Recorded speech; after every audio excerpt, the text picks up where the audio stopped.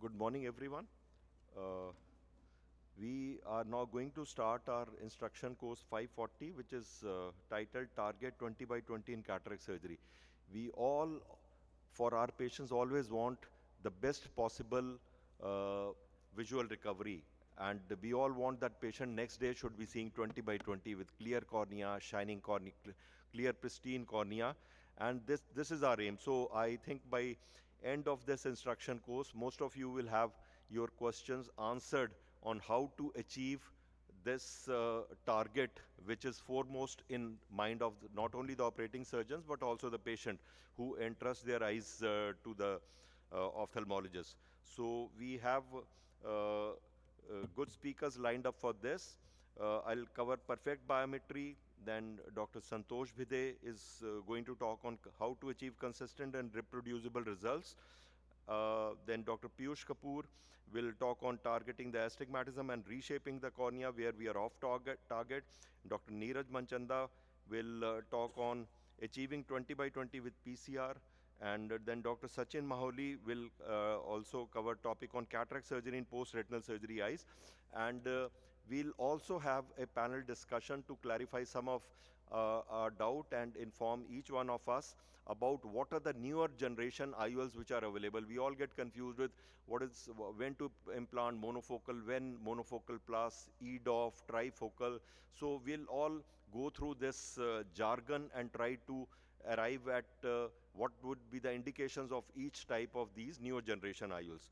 So without wasting much time, I think let's start the session.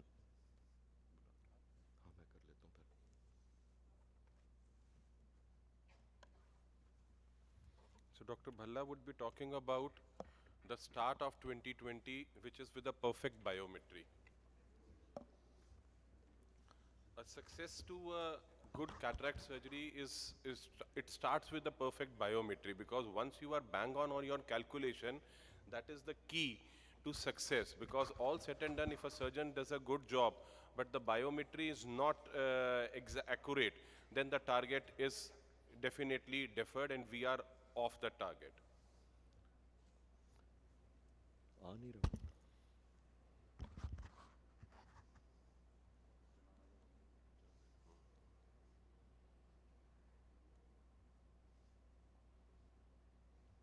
Yeah. So, as rightly pointed out, exact IOL power calculation is the first and most important step in how to have near emetropia in all our cataract patients. See, in earlier times, cataract was removed first and spectacle prescription was given last. But today we calculate power of IOL first and cataract surgery is done afterwards. We all are aware of these two types of formulas, regression formulas and theoretical formulas. Since 1975, IOL power has been calculated using basically keratometry, axial length, and clinical history. But modern formulas require an estimation of effective lens position, and that is where the IOL is going to sit inside the eye, and it is calculated differently by each formula based on not only axial length and keratometry, but some other parameters like anterior chamber depth and some more parameters. So improvement in IOL power calculation are the result of improvement in prediction of the effective lens position. Major sources of prediction error for IOL power, the most important is ALP prediction, which accounts for 35% error, followed by axial length and keratometry. Axial length was the most important parameter which is fed in, and a measurement error of 0.1 millimeter would result in post-operative refractive error of about 0.28 diameter. So there is difference between ultrasonic pachymetry and the optical biometry. RPE, that is pigment epithelium, is the endpoint of optical measurement, whereas internal limiting membrane is the endpoint of ultrasonic measurement. So measurements taken by optical biometry are longer by almost 0.22 millimeter than those taken with ultrasound. There are definite advantages of optical biometry. It calculates right up to the center of the macula, and accuracy of axial length measurement with the ultrasonic biometry is 0.1 to 0.12 millimeter compared to 0.012 millimeter for optical axial length measurement. Then it's a non-contact method. You can get accurate assessment in pseudophakic eyes, more accurate measurements in staphylomatous eye in children, silicon-filled eyes. So we can, this measurement is done with optical biometry, where you have also telecentric keratometry measurement. You can have with either with IOL Master 700 or with LensStar, which have also the newer generation formulas which are incorporated.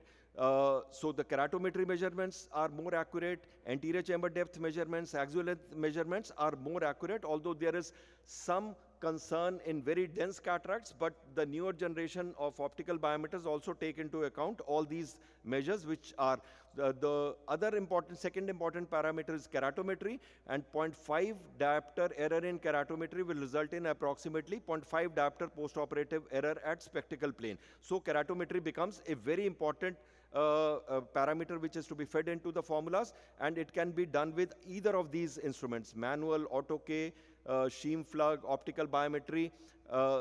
There is overestimation of power of cornea with different, there is different readings with different keratometer. Why?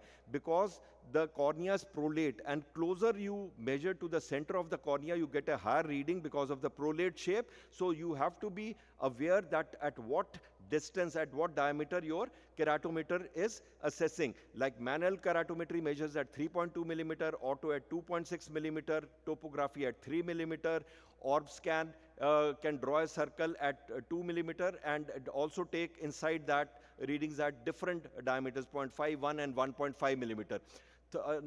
Third important parameter is anterior chamber depth, and atypically anterior chamber depth is from the posterior surface of cornea to the anterior surface of the crystalline lens.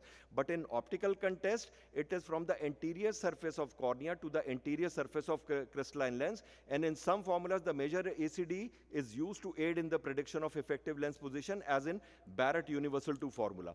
There were some hurdles in accurate estimation of effective lens position with the older formulas, because older formula had some basic assumption, that is, shorter eyes and flatter K eyes were supposed to have shallow anterior chamber and shorter effective lens position, in contrast to longer eyes and steeper K eyes, which are supposed to have deeper anterior chamber.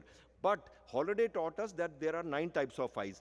Eyes with normal anterior segment, 80% may have short axial length and 90% may have long axial length. And in eyes with normal axial length, 2% may have short anterior segment and 2% may have larger size of anterior segment. So the relationship between anterior segment size and axial length is not proportionate in 80% of short and 90% of longer eyes. So older formula are bound to fall in short and long eyes. Earlier formulas also use some other assumption, that there is fixed ratio of anterior corneal curvature and posterior corneal curvature. Cornea was treated as a thin lens with a refractive index of 1.33.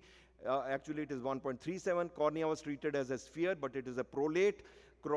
This used to give us very good readings and result in average eyes, but not in atypical eyes, in short eyes, long eyes, and eyes which are flatter or steeper. So is it bad to just keep using the older formula? Yes, because with older formulas, only 1% of the surgeons achieved accuracy more than 92% within 0.5 diopter. So that is not a very good figure. So we have newer formulas which have come up, like Hoffer, Ladas, Olsen, Barrett Universe, True K, Hill RBF, Kane, VRV. So there are more newer formulas. Prediction theory says more the number of variables to describe an event, more accurately you can predict the outcome. So we have moved away from just 2 variables of axial length and keratometry in 1988 to more parameters. Like we have 5 parameters in Barrett Universal 2, 7 in Holliday 2, artificial intelligence is used in Hill RBF and Clark, and ray tracing is used in Oculus and Phaco optics. And there are some factors to arrive at, intermediate factors to arrive at effective lens position. We are all aware of A constant, which was used in earlier formulas like SRK2 and SRKT. Haigis has a factor like A0, A1, A2, Hoffer Q, and Holliday 2 has anterior chamber depth, Holliday 1 has surgeon factor, Olsen has C constant, Barrett has lens factor. So these older lens constants like 118.4 and other constants, they were typically developed during later stages of regulatory process with short-term data with limited number of cases, and when contact ultrasound biometry was used. So we need to optimize our constants, because if we keep on using the older constants and don't optimize, there will be some errors. So optimization can be done either with your own data. You can feed into this drhill.com, Higgins ULIB website, and so you find that if you do not optimize within 1 diopter, your accuracy level, as seen on this left-hand slide, was just 50%. But if you optimize within one diopter, your accuracy jumps to 95%. So interoperative aberrometry is another technique. Ray tracing is another technique I'll not cover. There are limitations of ray tracing technique because they are still dependent on accurate estimation of effective lens position. So no reason to switch to ray tracing formula. This is Wang and Koch optimization, which optimizes all the older generation formulas. You just have to multiply by a constant figure, and then you can have good results. But let us talk about the formulas which have become very popular. Barrett Universal 2 formula, it uses lens factor, which is dependent on keratometry, axial length, anterior chamber depth, lens thickness, and white-to-white measurements. Hill RBF uses artificial intelligence, and it gives you accuracy more than within 0.5 diopter in more than 91% of the cases. Hill RBF formula is self-validating. It not only gives you IOL power, it also tells you whether your accuracy level, whether your calculation in the bounds or out of bounds. Out of bound means the database does not have enough data paralleling your specific case to support calculation. But in bound means system has enough data to support. So you can find out whether your Hill RBF formula is going to give you good results or not. Let us compare Barrett and Hill RBF. Both are current, both are more sophisticated, although they use different scientific premises, but both will give you recommendations that are within 0.25 diopters of each other. Olsen is another formula which uses ray tracing. LADAS is a very intelligent formula. It combines the best performing portions of multiple third and fourth generation formulas. So you can have accurate result by using LADAS formula. Kane formula is another formula which has come after Barrett Universal 2, and it also incorporates artificial intelligence. And beside axial length, keratometry, anterior chamber depth, it also incorporates sex of the patient, because they find that the male and female sex will have some different parameter of axial length and keratometry. EVO 2.0 formula is another formula which is a thick lens vergence formula. It also incorporates, besides all these factors, central corneal thickness. So what should I do? Sometimes I get confused. Should I use multiple formulas and average the results? Douglas Koch says, yes, use multiple formulas and then average the results. But Holliday and Barrett says, use specific formulas for specific situations. You don't need to average the formulas. What is the best way to deal with short eyes? Previously, we always thought that Hoffer-Q formula is the best formula. But now what has been found is, the newer literature says the Kane formula, the EVO formula, the Barrett Universal 2 is a good formula to be used in the short eyes. Problem in longer eyes is that we get hyperopic surprise when dealing with eyes more than 24 millimeter. So these are some of the formulas, and all these formulas are available free and they are available on site. You don't need to buy expensive equipments for this. And this is the meta-analysis which has been done. And to summarize, you will find that the first 5 more accurate formulas in shorter axial length more than 22 millimeter and in longer axial length more than 26 millimeter, you will first be surprised that SRK2, Haigis, Hoffer, Holliday are nowhere there in the first 5 more accurate. The most accurate are Kane, EVO, VRF, Barrett Universal 2, Hill RBF, and Pearl DGS. So these are the formulas which you have to really turn on to have more accurate results. So what are the steps you can take to maximize likelihood of getting better outcomes? Please optimize your lens constants. Validate your measurements if you are getting readings which are not as expected. If you are getting ultrasonic reading less than 22 or more than 25, keratometry which is less than 40 or more than 47, and difference between the two eyes is more than 1 diopter, please validate and check again. Take measurements yourself, because in atypical eyes, because ophthalmologist is the most knowledgeable person, in atypical eyes, do not depend on your optometrist. Don't remove yourself from the process. Spend extra time counseling patients with short eyes, long eyes, and previous refractive surgery. And don't just keep using older formulas and then you don't know whom to blame. Please be informed about the latest developments. 90% within 0.5 diopter is achievable. But why we are stuck at 90% and not more than 90%? Because now the problem is not the formula. Problem is the least count of the measurements. And the precision limit for keratometry is 0.1 millimeter. Precision limit for effective lens position is 0.3 millimeter. So these are the least count which are keeping us within 90% and not more than 90%. Then there are some measurement errors because ISO permitted tolerance for various IOLs is also there. Imagine you have calculated power of 21.3. So the nearest IOL available is 21.5. But ISO permitted tolerance for this 21.5 is 0.4. So you wanted to implant 21.3, but actually you are implanting something like 21.9. So you have got an inaccuracy error of 0.6 diopter without any of your fault. So don't blame yourself for everything. So there are different sets in pediatric eyes and elderly patients. This is the chart which gives you accuracy range of these formulas. You'll find Barrett, Hill, RBF, Kane. They are accurate in all the various lengths of the formula. So does one formula fits all? And these formula, if you find that one formula for all types of eyes, Barrett Universal 2, Hill RBF, Kane, Hill RBF and Kane. So in more complicated cases, such as patients with short or long eyes or history of previous corneal refractive surgery, comparison with at least two of these newer generation formulas is going to help. So improvements in technology have allowed accuracy of biometry to double every 5 to 10 years. 80% is acceptable, but 90% is achievable. So strive for what is achievable and don't be tolerant with what is acceptable. And to increase level of accuracy, use validated measurements, optimize lens constants, and adapt to newer technologies. And for achieving these level of accuracy, we should be grateful to these ladies and gentlemen like Holiday, Wang, Koch, Warren Hill, Thomas Olson, and Barrett, who have given us to enjoy this level of accuracy in our IOL power calculation. Thank you everyone for your kind and patient hearing.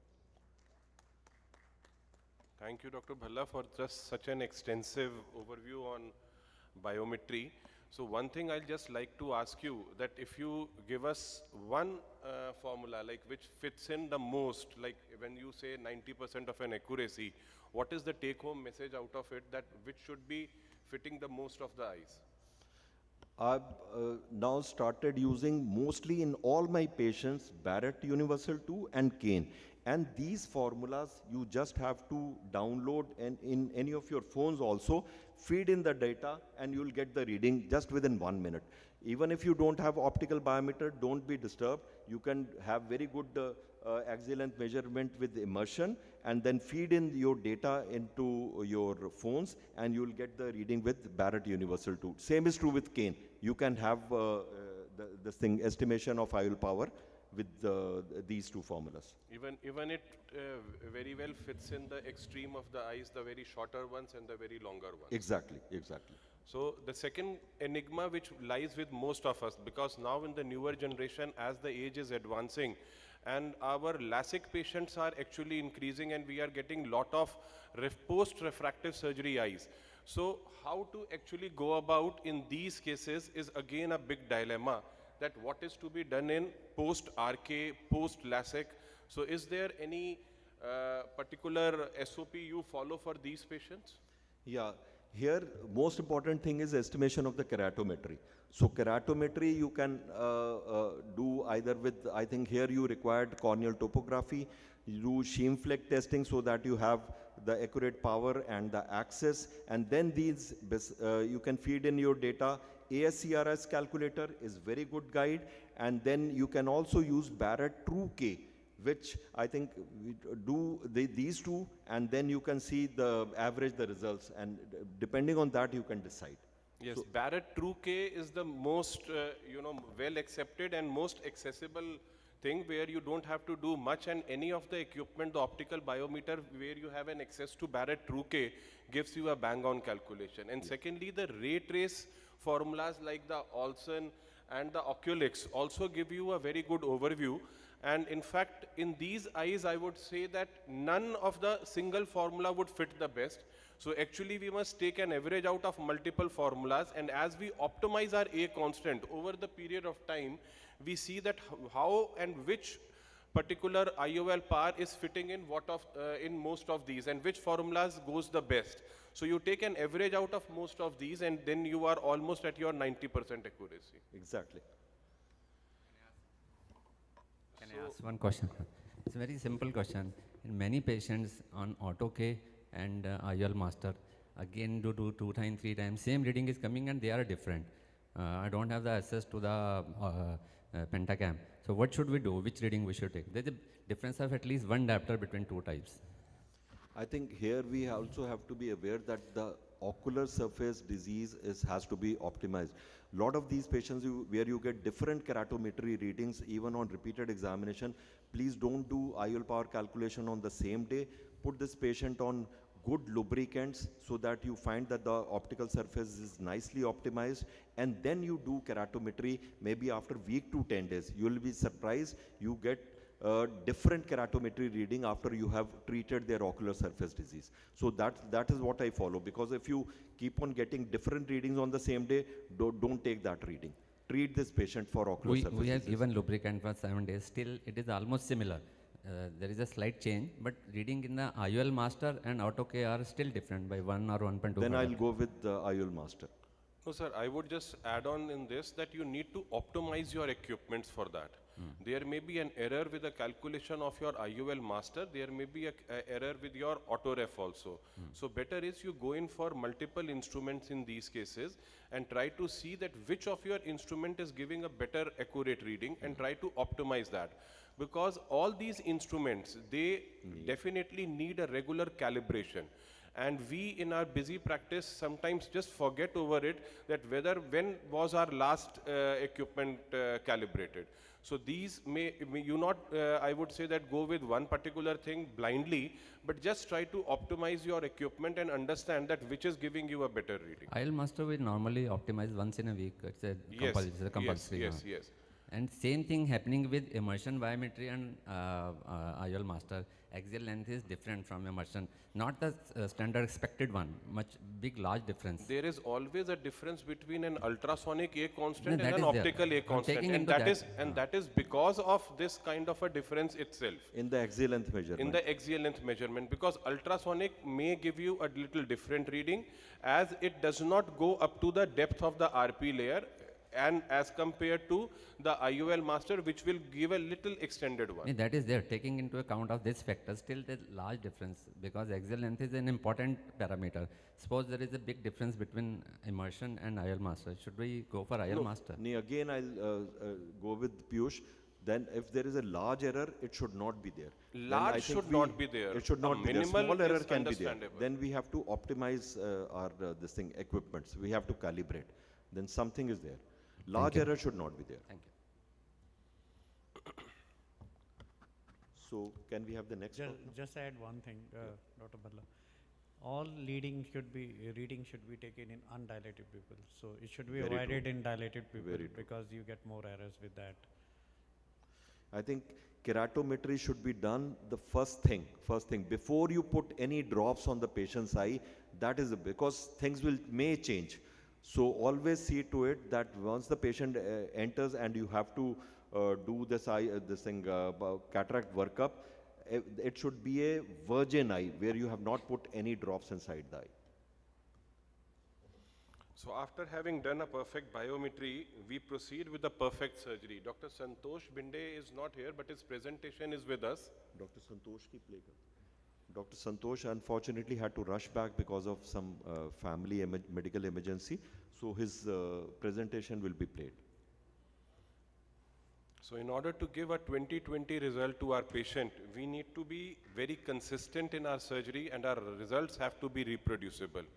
As Dr. Bhalla was pointing out, it is very important to actually find our SIA in all these cases because now the precision has gone to the level that most of our patients expect a 6/6 vision for distance and they are even demanding a presbyopic correction reaching up to about an N6 or N8. So all this can only be achieved once we are bang on in every point we are doing, right from our IOL calculation up to the finest of our surgery. So, do we have the presentation? Dr. Bhalla,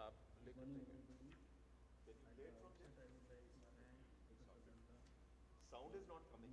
Opportunity to be part of this instruction course on Target 2020 in cataract surgery.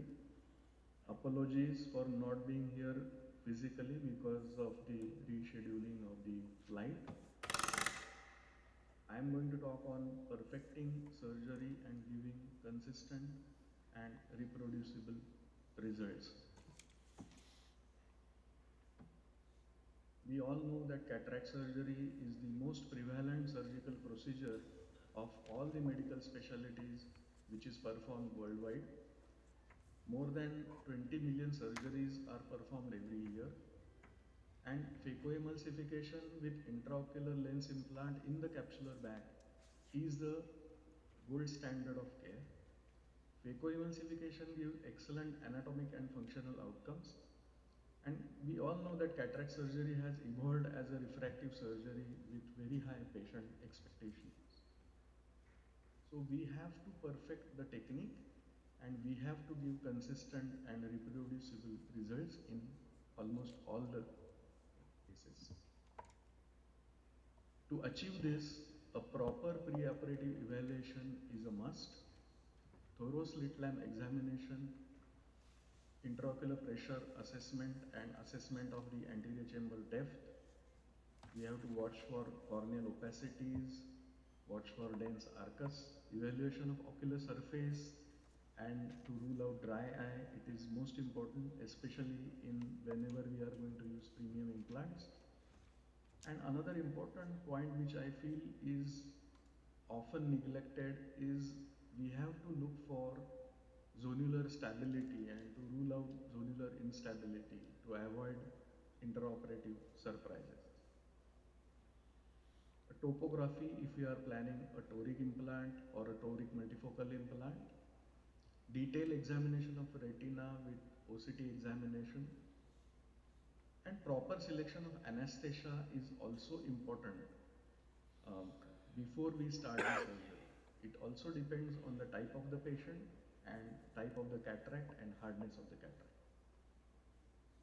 Intraoperatively, we have to avoid blunt instruments, blunt keratomes, because if we use blunt instruments, there is a high chance of basement membrane detachment. Use of stains for proper visualization. We have to avoid tight incisions to avoid wound burns. And for protection of corneal endothelium, use of BSS plus and Arsenov's soft shell technique has to be used. In phacoemulsification, capsulorhexis is the most important step, and we all know that integrity of the capsulorhexis edge gives strength to the capsule to withstand wide fluctuations in intraocular pressure and bombardment with nuclear fragments and turbulence of fluid intraoperatively. If we look at the mechanics of capsulorhexis, there are basically 4 types of forces which act on the capsule. The extensive force by the surgeon, the centrifugal force by the zonules, leakage of viscoelastic device from the anterior chamber, and posterior thrust by the vitreous. So, to do ideal capsulorhexis, we have to maintain the anterior chamber depth throughout the surgery. Staining of the capsule is a must for proper visualization, because if there is no proper visualization of the capsule during capsulorhexis, sometimes the capsulorhexis may extend to the periphery, and especially in such intumescent types of white cataracts. Another important point in intumescent cataracts is that if there is egress of intralenticular fluid, then we have to aspirate it to avoid Argentinian flag sign. And basically, we have to do capsulorhexis by utilizing 2 forces. One is a shearing force and another is a tearing force. The tearing force is a centripetal force which is applied towards the center of the capsule, while shearing force is you just have to fold the capsule on itself and you just have to nudge it to complete the capsulorhexis. So mastering capsulorhexis is most important if we have to give good consistent results.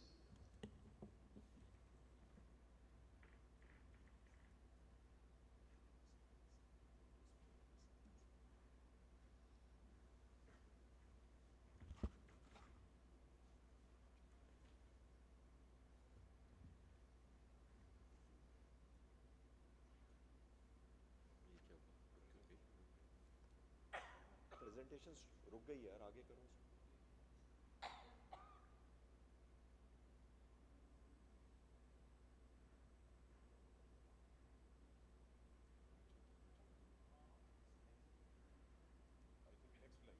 Next कर दो।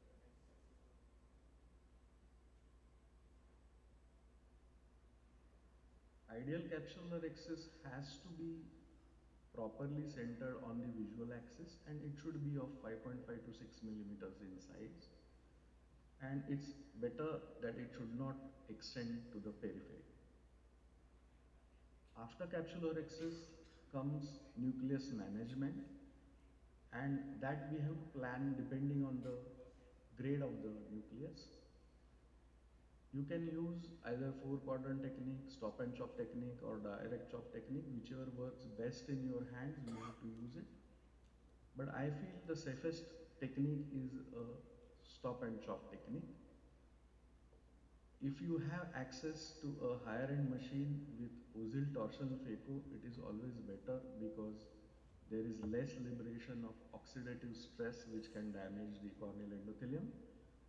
So protection of corneal endothelium is most important. So we have to select viscoelastic device properly. We have to use Arshinov soft shell technique.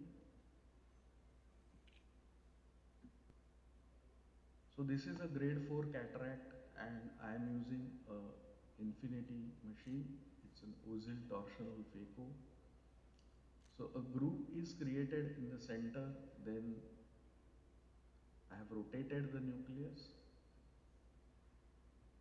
and then the nucleus can be cracked easily if you have created a proper groove with proper depth. Once you have divided such hard nucleus into two parts, it's quite easy to chop the remaining parts. It's always better to do all the procedure inside the bag, or at least at the iris plane level, and see how beautifully such hard nucleus is emulsified. So to summarize, if we have to give consistent good results, a proper preoperative assessment and planning of the surgery is a must. One has to avoid repeated entry into the anterior chamber. We have to avoid tight wounds. One has to avoid excessive phaco power. Proper selection and judicious use of viscoelastic device and Arshinov soft shell technique helps us in protecting the corneal endothelium. In the back phaco, there is a concept of 1 minute phaco. So if you have performed phacoemulsification for a 1 minute, you can reintroduce viscoelastic device in the anterior chamber so as to protect the corneal endothelium. And according to me, speed of surgery is not important. Speed of recovery is most important. So one has to have the motto of safety first. We should not aim for speedy surgery, but we should aim for speedy recovery, and there should not be any ego on our parts, because ultimately we have to give excellent results to all the patients. Thank you, Professor Bhalla, again for giving me the opportunity. Thank you. Thank you. That was a wonderful presentation by Dr. Santosh. Next, Dr. Piyush Kapoor will be speaking to us on targeting the astigmatism, reshaping the cornea where we are off the target. Dr. Piyush, over to you. Yeah, Dr. Piyush needs no introduction. He's a prolific cataract and refractive surgery from Delhi, and he's a renowned cataract and refractive surgeon all over the country. Dr. Piyush, please. Excuse me. This is not moving. So as we talk about the precision, we are going towards a target 2020. The whole idea is to be very precise in our surgery and targeting the astigmatism and neutralizing the pre-existing astigmatism to anything less than 0.75 theoretically, but practically what I always target is less than about a 0.5. or a bang-on emetropia, because all said and done, slight errors may remain due to various reasons. Now, the most important key for the successful surgery and treating the astigmatism is recognizing the correct astigmatism and right clinical measurement of the same. Then review the design and choose the right IOL which fits in best for your patient, and you can always understand and reshape the cornea once you are still left with any residual astigmatism. So while measuring, as was being discussed by Dr. Chilana, the most important thing is understand your instruments. There can be multiple instruments at your disposal, so you can go ahead and check your patient on multiple instruments. And if you don't have the same, if you have a limited access, take multiple readings on different occasions so that you get an average out of most of the readings and you know your accuracy levels. For the right accuracy levels, your K reading should not have a difference of more than about a 0.5 between various instruments and at different occasions. And the X's should not be anything more than a 10-degree difference between the two readings. So once you get all this, I generally take multiple readings on multiple instruments and take an average out of it. This is what fits in my clinic and my patients the best. But always understand to calculate your posterior corneal astigmatism. Now are the days that you cannot neglect this entity, and if you are not very clear about it, you may land on with overcorrecting with the rule astigmatism, and you may undercorrect and against the rule astigmatism, because most of the corneas, remember, in the posterior surface have a little plus value at 180 degrees. So the newer generation instruments like the tomographers have all this entity built in this, and they calculate the total corneal astigmatism. Here is an example of IOL Master 700, which gives the anterior astigmatism as about a 0.5, calculates the posterior astigmatism and neutralizes it to 0.39. So which is something which may not require any treatment and will be corrected with just the surgically induced astigmatism of the surgeon. So another example of another instrument, Antrion, which gives multiple excess of calculating the total corneal power. It gives the entry level for the incision, that where to enter it. How much is your surgically induced astigmatism, you can select and put. You can put the right A constant by selecting the IOL, and of course has an overlay options where you can just see that when to rotate and what will be the final astigmatism correction you get into it. And all these come with a posterior, anterior measurement, and thus they give you the total K value. So after you have done the right calculations, it is to select the right IOL calculator, feed in the data in the calculators, and see that what astigmatism correction does your calculator say and where to place the lens. After having placed the after having calculated all the things, you need to understand the right IOL design and which IOL has got the proper rotational stability. Like if I am doing any eye which is a post-refractive one, which will not have the right a constant value, so there would be the best to choose an IOL which would have a zero asphericity, like the Bausch & Lomb Envista and the AuroView toric lenses, which have got a zero asphericity, and most of the lenses like the Technis Pure C come with a minus 2.9, which neutralizes the normal asphericity of the cornea. But mind it, whenever we are dealing with the post-refractive surgery corneas, their asphericity is already changed as compared to the normal ones. So need to understand that which IOL for which eye would be fitting the best. So once we have decided, then is the choice for the rotational stability. In my previous days, we used to see that the Technis lenses never used to give us a very good result, and the rotations in these lenses were very common. And those were those depressing days where I generally used to feel that I am not a good surgeon, and all my toric calculations, once I am doing in the best possible way, still the patients used to land up with a little residual error, which was not to the expected level.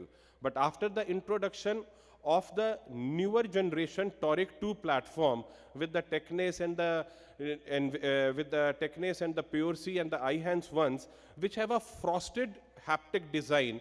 The stability is so good that the rotation is less than about even a 1 degree. And the results are so bang on that the results in most of the eyes, I generally expect that the astigmatism residual may not be more than about a 0.5.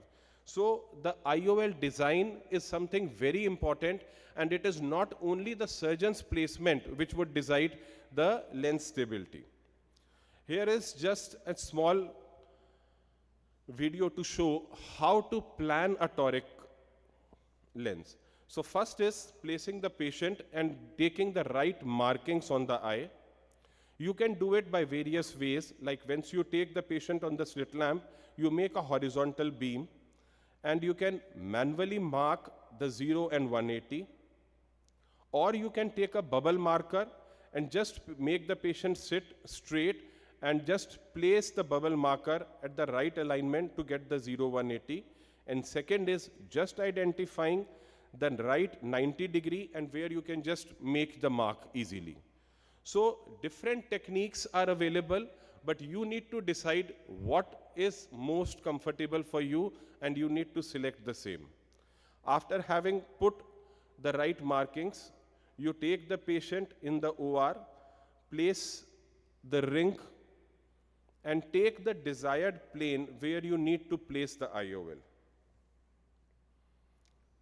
After having completed the surgery of course has to be very reproducible, and you need to optimize your SIA for a good toric outcome, because all the calculations are based on the surgically induced astigmatism, how much your incision is going to give. Placing the lens and a good visco cleaning is the key to success for a good toric outcome. But still, you may have a case like this where the patient came to us 2 weeks later and had a residual astigmatism of -5. This patient's corneal astigmatism was mere 2.25, and I was surprised to see such a huge astigmatism. Probably whosoever had calculated had messed up the K readings with the 90-180 misalignment, and the lens was placed at almost a 90 degree different axis and was placed at 90, which was actually supposed to be at 180. So the astigmatism doubled in this patient, and what the pre-op was 2.25 landed up with a 5. So as it was about a 2 weeks old surgery, we had to carefully nudge the rhexis margin and dissect the IOL from the anterior surface and clearly separating in a very careful way so that the PC is not ruptured. And after having done a slight disruption of the anterior capsular margin, we injected the visco, which went into a very smooth plane and dissected the lens from the anterior capsular margin, and the IOL could be easily rotated and placed in the right plane. The patient had an excellent result post-operative, and his astigmatism was neutralized. So in spite of all the things done, we can also reshape the cornea once we have a little residual astigmatism. And generally for a slight lesser value, say about a 0.5 to about even a 1.5, I generally do not tend to reshift the lens or take the patient in an OR, where I can directly do it just by neutralizing the steep axis with my incision only. If the astigmatism is only up to about a 0.5 and I still want a better precision up to about a 0.22, I take an SIA of about a 0.5 to 0.18, which is my normal incision. And when it is more, I even tend to take a little larger incision and I extend the incision up to about a 0.5 in these cases. LRI can be done manually, but the best way to do it through is the femto laser if you have an access to it. And double CCI may neutralize an incision up to about a 0.75. So this was a young male where the patient had an astigmatism of about a 0.75. I had to implant an VVT, and I took the help of an LRI with a flax where the incision got neutralized and the patient did fine. And an astigmatism of about a 0.9 where I actually planned to choose a double CCI which worked the best to neutralize it up to about a 0.8 or 0.75, and a residue of about less than 0.5 was well accepted. And yes, if you are still left with some biometric surprises or a larger residual powers, then of course bioptics is at your rescue, where you can treat the cornea by your excimer laser. Thank you. Any questions from the audience? Dr. Piyush, like you said, after LASIK surgery, after myopic LASIK, what type of aspheric lens are you going to implant? You mentioned about zero asphericity in Vista and Oro, but where are the patients you will implant zero asphericity, positive asphericity, or negative asphericity? See, mostly, sir, for the RK eyes, I generally prefer a zero asphericity. But for the this LASIK treated eyes, I generally tend to see that what is the quantum of correction the patient has received. If the patient has received a very large myopic correction, then generally these corneas are comparatively flatter and their Q value is changed. So again, in these patients, the patient may be happy with a zero asphericity lens, but if the patient has undergone a very minor correction, say up to about a 3 or 4 diopter, even the normal regular with a minus asphericity lenses would be doing fine in this, like the Tacnis and the Alcon.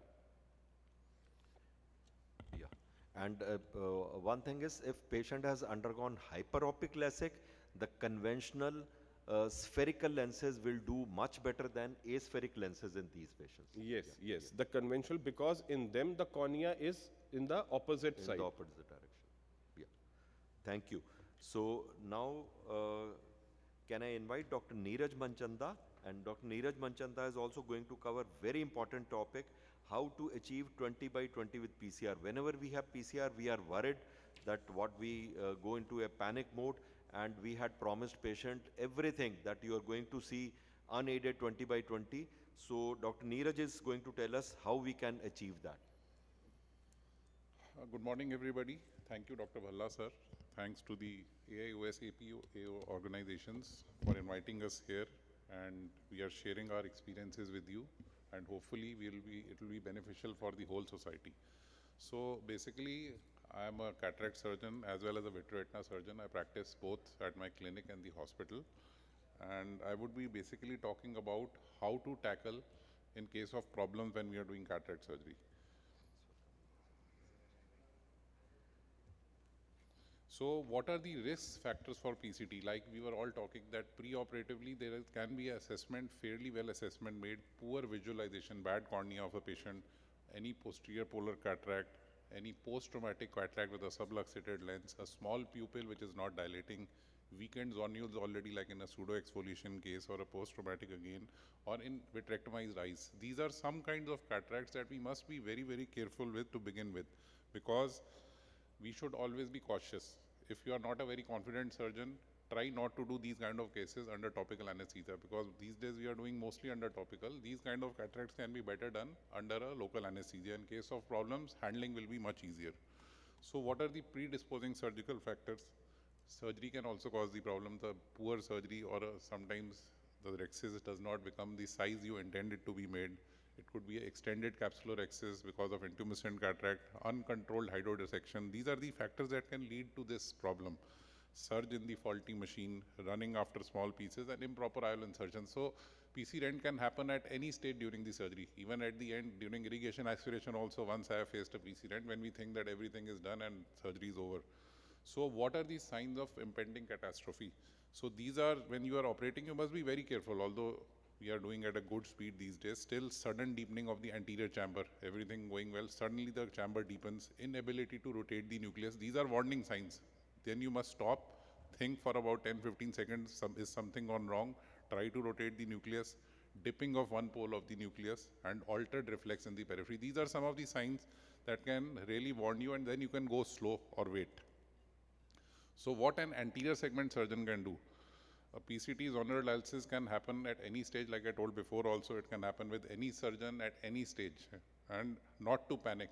It is to be taken with a cool head, because if you do everything with a cool head, the end result is going to be excellent. So posterior capsular tear does not necessarily always mean vitreous loss. We think there's a tear and vitreous will start coming out and we are in a panic, but no. Most of the times these days when PCT happens, the vitreous does not come out. It will not come out if you are careful and slow with your surgery and use your head. Don't panic.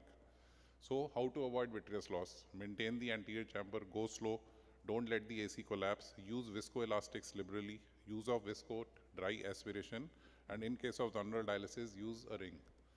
So this is one video that I'm going to show you. You can see this. You can see a posterior polar cataract. We are doing not under topical but local anesthesia. Beautiful rexis. Hydro dissection is not being done. We are doing only hydrodelineation in this kind of a cataract. The cortex is coming also. The nucleus has come out easily. Now we are almost done, but then you see there is a rent at the end. So this is a tear without any loss of the vitreous. We are doing a dry aspiration, and this dry aspiration almost all cleared up.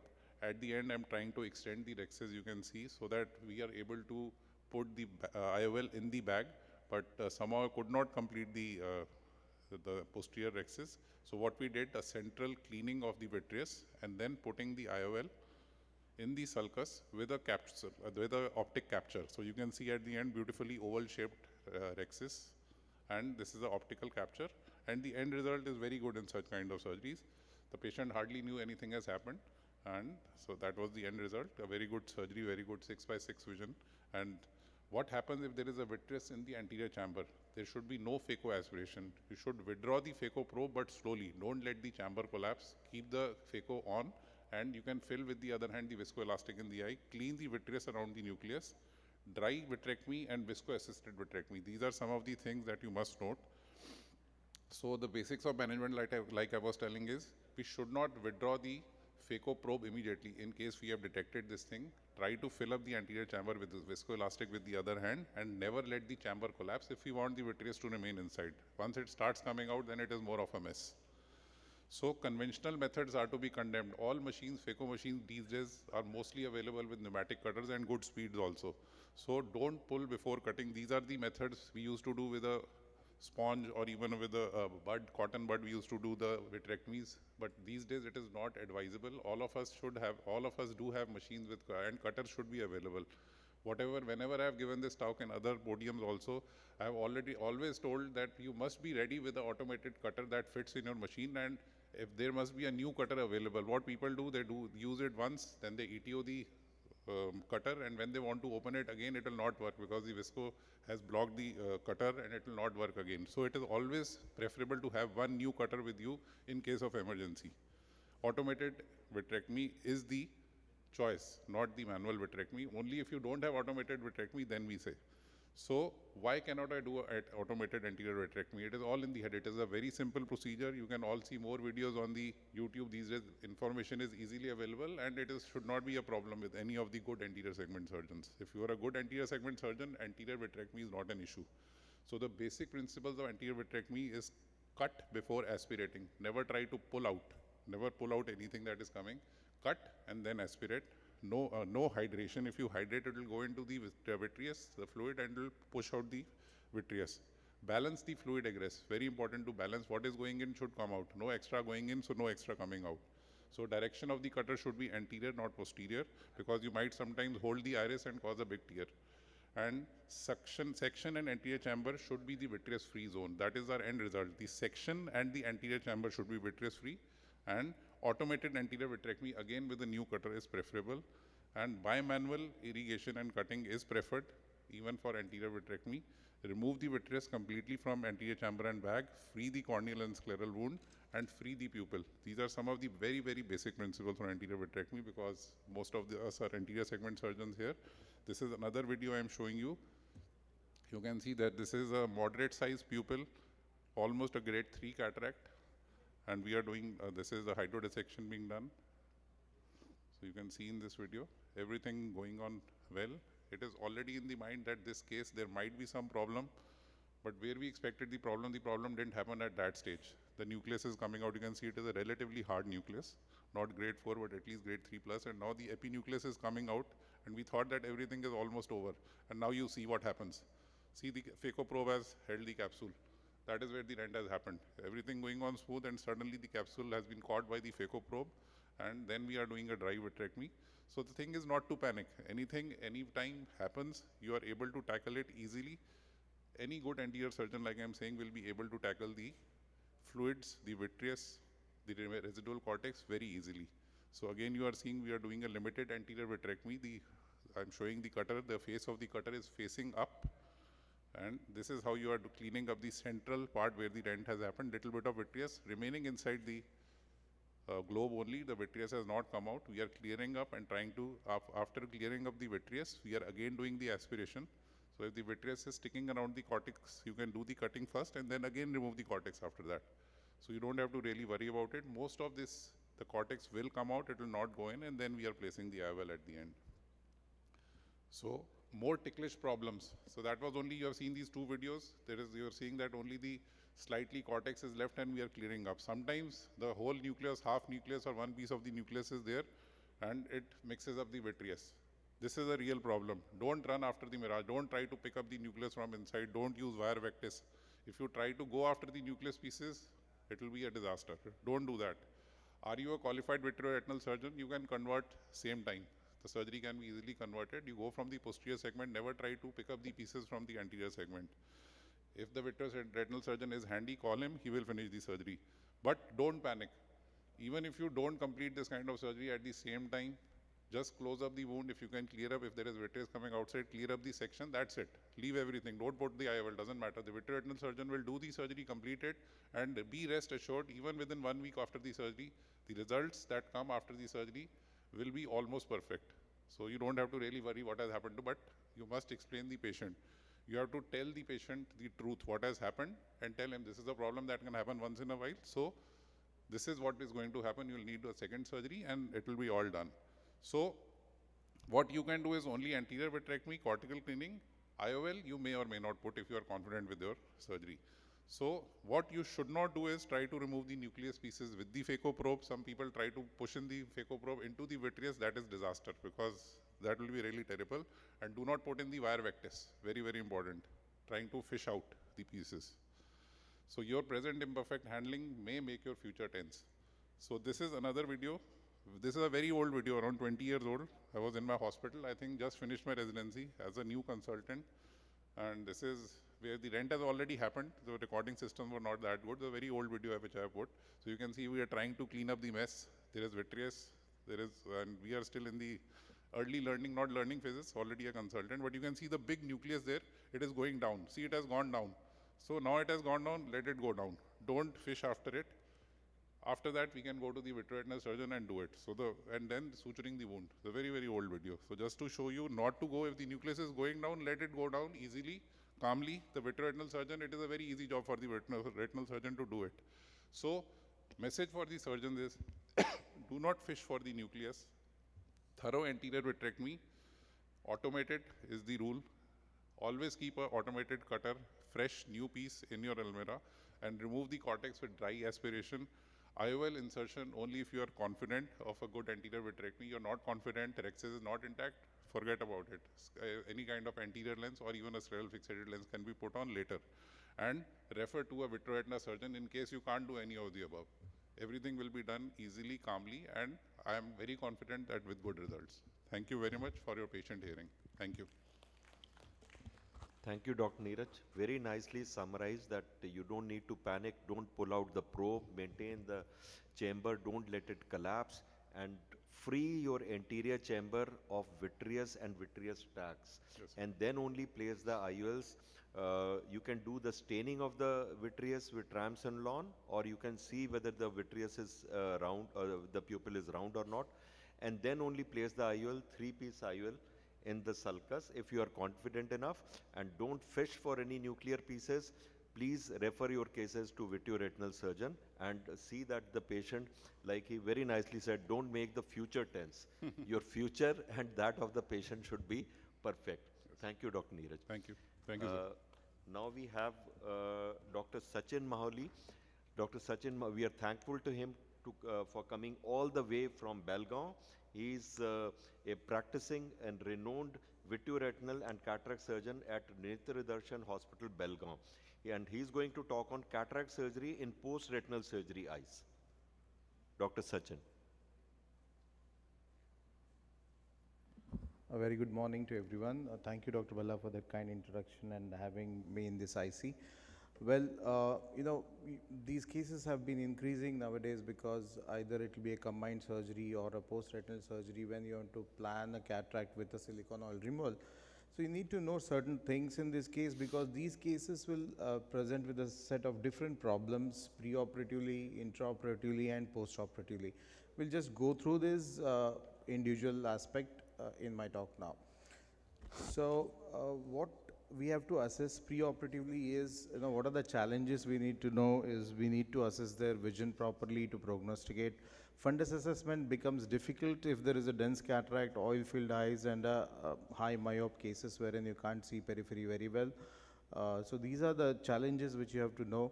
Biometry poses a different challenge. I'll be talking on that later on. Silicone oil in the anterior chamber, when the anterior chamber is completely filled with silicone oil, assessment of your grade of cataract, the support of the nucleus, all this becomes very difficult. Corneal related issues when the patient has undergone a vitrectomy for a trauma, wherein there are trauma cases and the corneal scars are pretty common in challenges which we'll have to assess.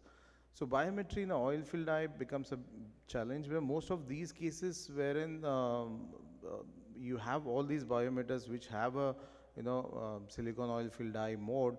Nowadays you get 1000 centistroke or a 5000 centistroke oil mode in most of these biometers already feeded. So you get a good accurate, near accurate biometry readings. But most important what I feel is you should always have the other eye biometry also be done unless we are dealing with anisometropia. So other eye biometry, both eyes biometry is usually preferred so that you have a fair idea for the comparison. Especially if the patient has undergone a scleral buckle, then there will be elongated eyeballs. The myopic shift may be around 2 diopter. You may have to be aware of this point wherein you will face anisometropia, and your biometry should be customized accordingly. Corneal scars in the trauma cases, as I said, will have a lot of astigmatism. You have to have these things in mind. So this is what I was saying, you have to have a preoperative refraction of the patient to have a fair idea of the biometry so that you are not heading for a post-surgery refractive surprises. It's very common in high myopes, especially wherein you'll have a surprises even if your data is very accurate. What are the special intraoperative problems when you are doing the surgery is if it is an oil-induced cataract, then the cataract will be very leathery, hard. You'll have small pupils because of the synechia already. If the patient has undergone surgery. The anterior chamber either can be very shallow in oil-filled eye or it can be very deep in a high myope patients. There will be PC plaques if there is a lens touch or if it is a oil-induced PC thickening. So these are the main intraoperative problems we need to do. If the pupil is small, use hooks, rings, whatever works better in your hand. Runaway axis in the intermittent cataract is pretty common. We should be aware of these things. And leathery cataracts, you preferably to a direct chop. The zonules will be very, very, very weak in most of these cases because they've already undergone multiple surgeries. So you need to be aware of this. So you don't have to put a lot of stress with your phaco probe on the zonules. If there is a lens touch or a PC dehiscence, which your retina surgeon would have already warned you about, so be aware of such situations. Well, hypotony is very tricky situation in these cases, especially if it's a vitrectomized eye and there is no oil inside, just vitrectomy is being done. So intraoperative, postoperative hypotony are very, very common. You have to have a perfect tunnel, use liberal viscoelastic. This will maintain the anterior chamber very well. Titrate your flow in such a way that there is not much AC fluctuation. Deep AC is very, very common in high myopes, wherein you'll have to literally bend your probe to a 90 degrees to, even capture the lens in some cases. Emulsified oil like this in cases wherein you will be surprised to see the grade of cataract sometimes, wherein you have to first go ahead with the AC wash to assess the grade, because pre-operatively you would have not seen. Um, these are the challenges which you have to take on table. Decision has to be done in most of these cases.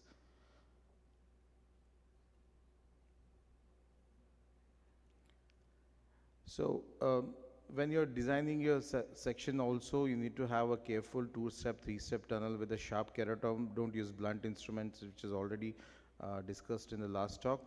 Don't hesitate to take a suture after your surgery in most of these cases, because there's no vitreous, the eye will be soft, your tunnels may leak even if the best of your tunnels being constructed. So Rexis related problems, what would you face intraoperatively is there is no red glow in most of these cases. You may not be relying much on the red glow. Intumescent cataracts are very common, especially in young patients who have undergone vitrectomy, and if there's a lens touch, there will be intumescent cataract, and you need to manage the capsule very well. Use forceps scissors, stain the capsule. This is a video wherein a young patient we had operated for a retinal detachment. There was silicone oil. And if you can see, the lens is already intumescent. We are making the ports, we are staining the capsule. After staining, you can see just a small nick, and you have it there. You recognize all these things on table and manage. Luckily, this was a very soft cataract. It was pretty easy for us to manage just by the aspiration with the phaco probe. We could manage it, place the lens inside, and then complete the Rexis after placing the lens. Now, why I wanted to show this case was how do we manage. So this case was planned for a cataract with the silicone oil removal. So we have placed the lens. The Rexis is being completed using forceps and scissors post IOL implantation. Now we are removing the oil. Once the silicone oil is removed, I'm using a cutter to manage this PC plaque, which is pretty thick, pretty common because of the oil-induced PC plaque. You can use a cutter, but preferably you have to do it after the oil removal. Don't do it with the oil, because the cutter won't work optimally when the oil is inside. So after the oil removal, you need to cut these PC plaques. As I said, handling the nucleus is also very important in these cases. Try to do a direct chop or a stop and chop, limited rotation manipulation, because you're not sure about the zonules. One very common problem which you have to be aware of in such cases is an infusion deviation syndrome, wherein the antechamber fluid goes behind the lens through the zonules. So wherein the AC will suddenly shallow and your iris will start prolapsing. Need not panic in such cases. You just have to do a sclerotomy and clear up the anterior hyaloid as much as possible. The fluid comes out very easily. You can leave the sclerotomy there for till you complete your surgery. I mean, the fluid, whichever is going behind the zonules, will be redirected through the sclerotomy. This I've already covered. So IOLs, you can use any of these IOLs. If there is a zonular weakness, use CTR, plan it very well. Use a larger optic IOLs, because it will be easy for the retina surgeon to assess the retina post-operatively as well. These cases are prone for excessive inflammation. Be aware of it. Posterior synechiae formation along most of these cases, the iris gets stuck to the IOL because of the excessive inflammation. So keep the pupil mobile after the surgery. Don't keep them on long-term cycloplegic. Keep the pupil reactive in most of the time. Cystoid macular edema is again a common problem if there is a lot of inflammation post-operatively. Worsening of PDR and macular edema in diabetic cases. So you be aware of this condition. Refer it to a retina surgeon if you see any early NVI or NVA which you can detect. And macular edema can worsen in all of these cases. So be watchful, do a OCT, and give an anti-VEGF as and when required. So take-home messages, you can always achieve very good results despite of the patient has undergone a retinal surgery. Meticulous intraoperative, post-operative, and pre-operative planning is very, very careful. Have a necessary equipments ready, because these are not the simple phaco cases. So all the equipments, what you need, forceps, scissors, everything should be ready when you take up these cases. Thank you very much. Any questions for Dr. Sachin?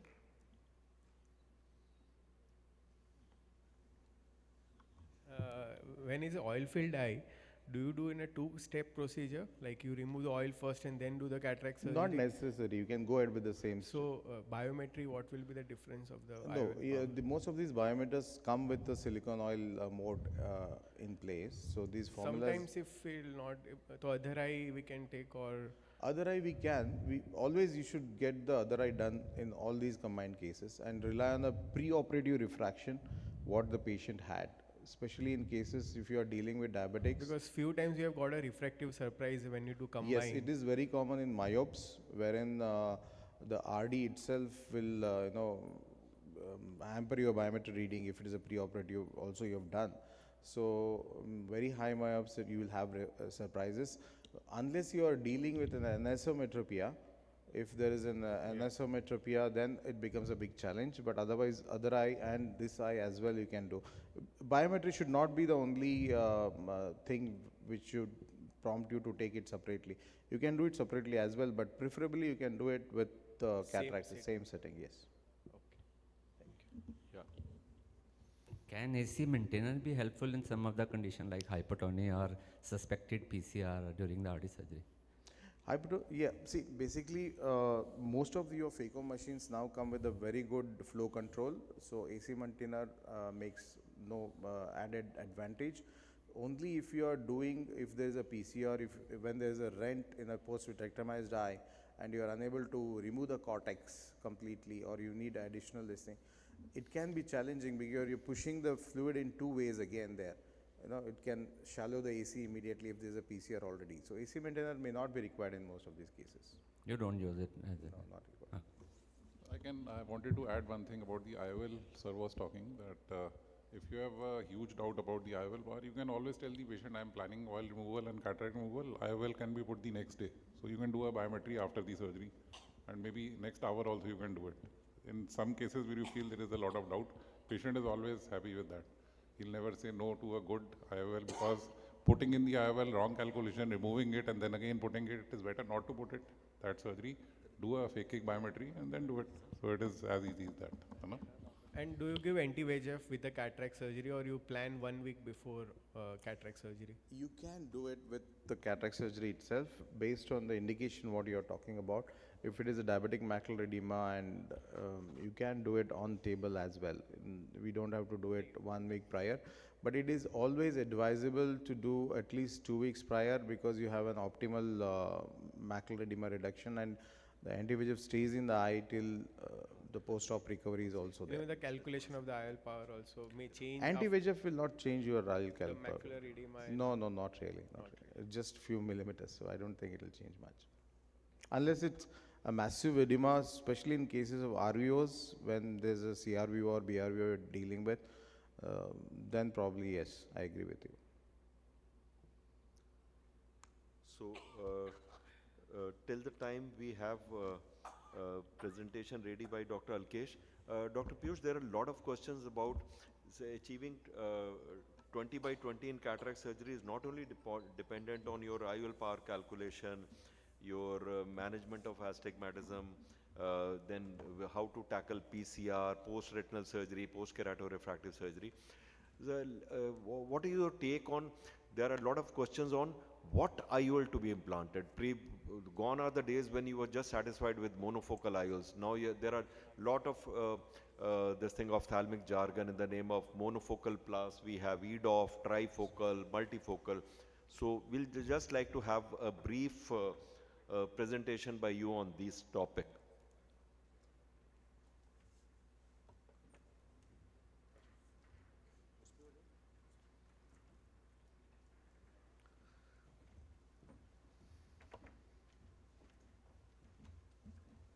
So when we talk about the IOLs, yes, today it is getting very confusing also, and at the same time, surgeons have got a huge opportunity in terms of various types of IOLs available. So when we talk about the IOLs, the monofocal plus the EDOF lenses and all, I would just like to ask the audience first that who all among you are actually implanting these sorts of premium IOLs? Is it everybody or there are still the limited number? Can you raise your hands? So who are actually wanting to implant more of EDOFs? Can you raise your hands? And when we talk about EDOF, any takes, like what all are your lenses of choice? Anybody please? Okay. Refractive segmental. Pardon, sir? Refractive segmental EDOF. Refractive segmental, like Like a lentis and femtis. Okay. So when we talk about these lenses, there is a huge gap, like need to understand that there are lenses called as monofocal plus and lenses called as EDOF lenses. So monofocal plus, I would say, is just a step ahead of monofocal lenses, and they give a slightly better intermediate vision as compared to the normal EDOF lenses. And the EDOF lenses are one which give a better depth of perception, and you can actually view up to about an N8 or N10. Am I right, Dr. Bhalla? Yeah, very true, sir. So all these lenses actually play with a little optics transformation. Some have got those spherical abrasions, some have got a conventional refractive change in their posterior surface, some have got that the central area is a little changed in the refractive zone. So most of these lenses do not come absolutely free of any kind of issues and or any problems. The patients do have slight problems with most of the EDOF lenses in terms of their distance corrected visual acuity. So any of you guys would like to just share your experience, that what you have experienced with the EDOF or the monofocal plus lenses? Anybody? Don't have much problem with the distant vision, but the near vision is quite variable. I am most of the time implanting Renner EMV. I don't have much experience with various EDOF lenses, but 6.6 even with the EDOF toric is also pretty good. Near vision may vary a lot. So what do you see in your near vision, like your experience? Starting from N6 to N10, rarely N12. N6 is also achievable in many. So why this actually difference is there is because the classical Renner the Renner EMV lenses plays on the idea of the spherical asphericity. Like it has a change of asphericity in the central zone, and it actually plugs in with your cornea. Like how the cornea is. If the cornea actually theoretically is bang on according to the lens, the lens may behave in a better way, and at the same time, if the asphericity of the cornea does not plug in with your lens, sometimes you may not get as good the results. And similarly, when we talk about these lenses in the post-refractive surgery eyes, like we saw in the Shah Rukh Khan typical case, that the patient was absolutely unhappy with the vision he had, because that eye was already actually operated upon for his refractive correction once, and the asphericity did not match with the lens which was implanted, and the results were not as per the expectation. So we need to be very careful in selecting our IOL, that which sort of lens would fit in these patients. Sir just pointed about PORC lens. So PORC works on the platform of the change in the refractive curvature on the posterior surface. So that lens is comparatively very forgiving. I have actually experienced with most of the lenses. Almost I have implanted about close to 100 PORC. I have implanted about many of about 100 or so about an EMV lenses, Evolux, the ISO pair, most of these lenses. But I would say that the iHands, Evolux, Renner EMV or the ISO pair would actually fall in the category of the monofocal plus, with a slight variation in these. Like some may give a better near correction and some may give you a less, depending upon the cornea, depending upon the patient. And the results are definitely not very consistent with most of the lenses. You may see a gross variation. And the other thing with these lenses, as you play with the asphericity or you play with the optics, the tolerance of these lenses to a residual refractive error also increases. So you need to be very much close to emetropia, whether in terms of your astigmatism, whether in terms of your residual refractive error. Especially I would point out towards astigmatism, because the phenomenon which you would see in a regular monofocal lens with a 0.5 or a 0.75 residual error must be much exaggerated with these lenses, because the optics in the central zone of these lenses is much modified, and the patient already has some dysphotopsias which get exaggerated with the residual refractive error you have. So if you want to achieve a happy patient, you need to be very precise in your biometry, you need to be very precise in the selection of the lens which you are doing. But most of the lenses like the Pure C or the Eyehance, which actually do not play with the asphericity, are comparatively a bit more forgiving as compared to the ones in which the optics is modified in the center. So do you recommend, Piyush, if you have to implant these EDOF lenses or monofocal plus lenses, we should also measure the higher order abrasion of these patients? Yes, of course, but none of the instruments actually available on date give you a correct estimation of the corneal abrasions. It would give you of the complete eye with the lens inside and everything. But to separate out the corneal this asphericity is still not 100% achievable. And even with an instrument like eye trace, if you actually see, eye trace may actually show that the patient, the cornea has this kind of an asphericity and the lens may not suit you, but surprisingly the patient may be happy, or even vice versa. Yeah. So you cannot actually trust upon the instrument or the measurement very much accurately on date. Thank you, thank you. I think this is very nice input which really fits into this IC of achieving a target 20 by 20. Now we have a keynote address by Dr. Alkesh Chaudhary, and he is going to cover topic of management of posterior capsular defects. Dr. Alkesh Chaudhary is a renowned vitreoretinal surgeon from Delhi.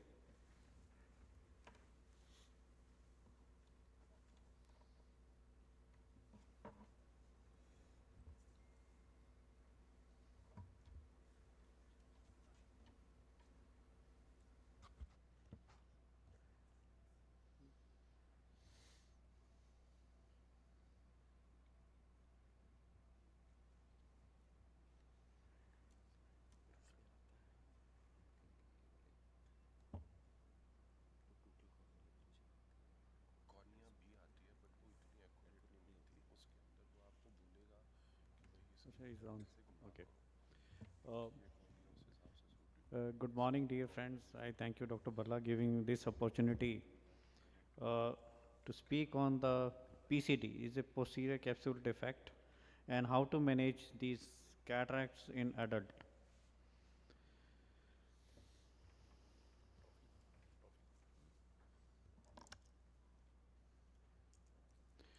So it is an abnormal adhesion of the posterior capsule of the to the polar opacity, pre-existing weakness of the posterior capsule, which predisposes the eye to posterior capsule rupture during cataract surgery. Two types of PCC: stationary, progressive. Classical center opacity with concentric rings around the central plaque, cone-shaped projection in the subcapsular cortex. Progressive become more symptomatic as the peripheral extension of these central plaque enlarge, leading to large PCR, various phenotype classification, grade 1, 2, 3, 4, not going into these details. Intraoperative OCT is important, like type 1 tells us intact PCC. With clearance between PC and opacity, high dose section can be performed in these cases. Intact PC in periphery, inability to detect in the center, dense opacity, extensive shadowing, and inability to delineate PC. Slides Type are not 2 moving. and 3, avoid hydrodissection. Slides are not moving. Audio visual, please. Slides are not moving. Here, can you just check?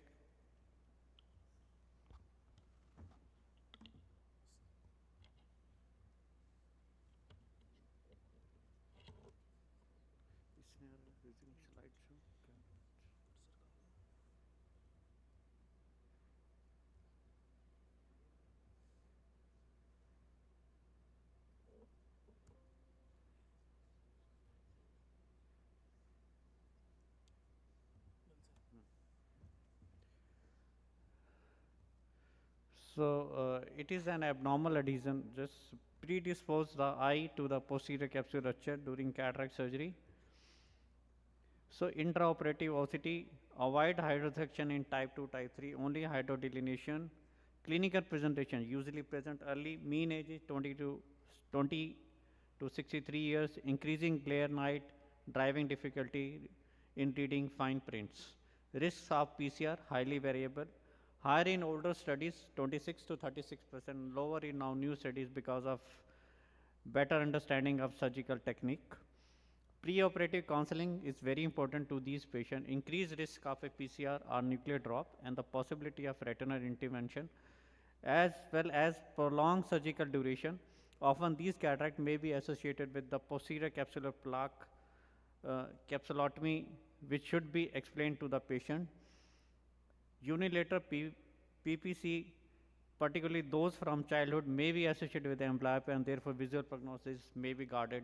So this type of preoperative counseling is very important to the patient before managing. Good capsular access in these cases is very important, 4.5 to 5 millimeter, not too small, not too large. Small may lead later on contraction of the anterior capsule. Hydro procedure in case where clear area is seen between the opacity and the capsule, gentle hydrosection can be done. However, avoid hydrosection, only hydrodelineation. Hydrogen inside out technique, slow motion phacoemulsification, low IOP, low vacuum aspiration flow rate. These are the principle of managing these cases. So IRIS, one of the paper published, the IRIS spatula guided epinuclear cleavage in posterior polar cataract with the help of because that avoid rotation. So is a video presentation of that. So doing good capsular axis, so around 5 millimeter of capsular axis performed. And only hydrodelineation, no hydrodissection. So completing, you see the phaco with the just small break, it was not very hard cataract. You see with the chopper itself, we are expressing bringing the nucleus in front and then removing without causing any rotation. Again, you see bringing the nucleus. So here we avoid taking out the probe as minimum as possible. And whenever you see we have expressed out, bring the nucleus, epinucleus in the center and remove in the center. So before coming out, inject viscoelastic and then irrigation. I took a cutter from other side. So the aim is to pull irrigation off, pull in the center and then use a cutter. Now irrigation off, pull the vitreous cortex in the center and use the cutter on. Now cut and remove this cortex so that any vitreous entangle that will also be removed simultaneously. So always keeping irrigation to avoid minimum hydration of the vitreous. So irrigation is separate, keeping away in the anterior chamber, not even going behind. So before coming out, again inject viscoelastic and change the side. So cutting should be off while you are under the anterior capsule, just to avoid damage to the anterior capsule. And we retain the anterior capsule nicely, just cutting on, cutting off. So that is the technique to remove this cortex.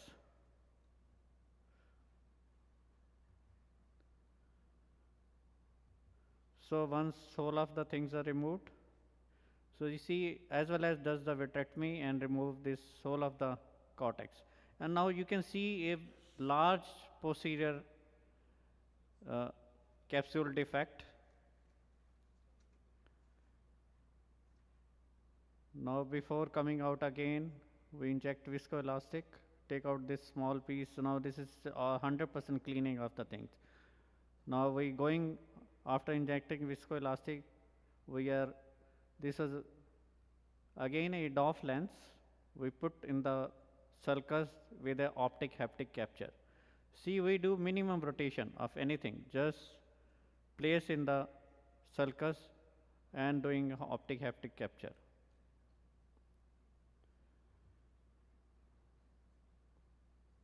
So that lens is stabilized, doesn't move, and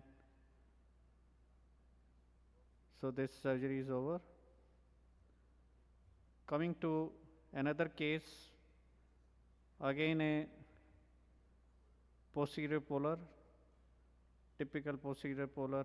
After doing capsular axis, again the similar way, we are removing the nucleus, expressing out, bringing out in the center, and then removing. You see now whole of the, you can see a small defect here in the center, but it is well defined with the thickened margins. So now we are removing again viscoelastic injected. So this time I am using irrigation aspiration. Irrigation is always away in the anterior chamber. I am not pushing irrigation behind in the capsular bag just to avoid hydration of the vitreous.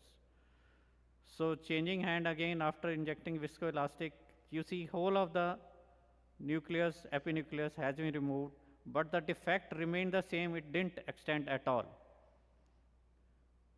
So this time we could place the lens in the bag. This was, so you see this defect is not at all enlarged. So low vacuum, low aspiration, bottle height low.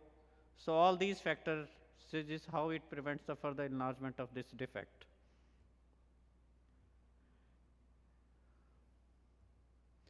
So this was another case which happened after giving intravitreal injection. There was a touch of the posterior capsule. So it was again managed on the similar principles.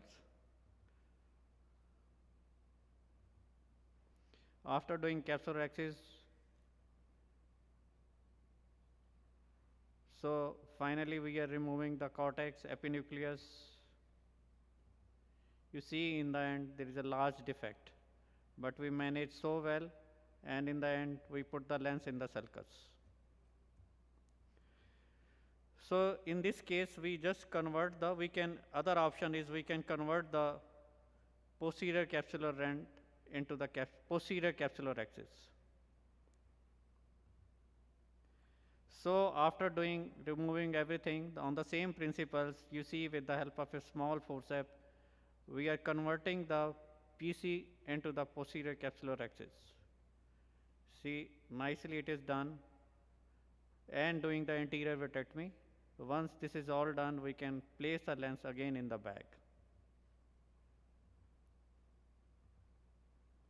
So IOL is placed in the bag, and you can see well-defined posterior capsular axis converted with the help of a forceps. Now in these, flax also has its role in posterior polar cataract when it is a hard cataract. So we can just break the nucleus into pieces, and without rotation, again we can remove all the nuclei. Now ultimate complication of this PCD is the nucleus drop. You see this nucleus rotating with PC rent being, and nucleus has gone behind. So finally we converted into the 3-port vitrectomy. Whole of the nucleus is, you can see it's lying behind. We were trying to break hard nucleus.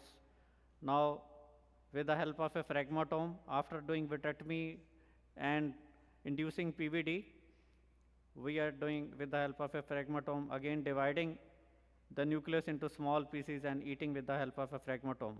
Light pipe acts like a chopper. Between the two hands, we break into the nucleus into small pieces and eating small one by one. You see whole of the nucleus has been removed, and finally we can put any of the secondary IOL.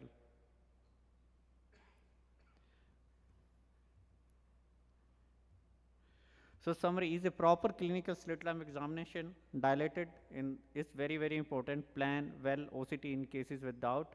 UVM if OCT not possible. Counsel the patient for 3-piece IOL lens. Vitrectomy has to be kept ready. Don't shy to call retina surgeon in case of drop nucleus IOL. Thank you for your kind attention. Thank you, Dr. Alkesh. So with that, we come to the end of this instruction course. Can I request all the speakers to please come for a quick group photo? So one question. One For multifocal IOL and toric multifocal, is the topographer required for higher aberration calculation?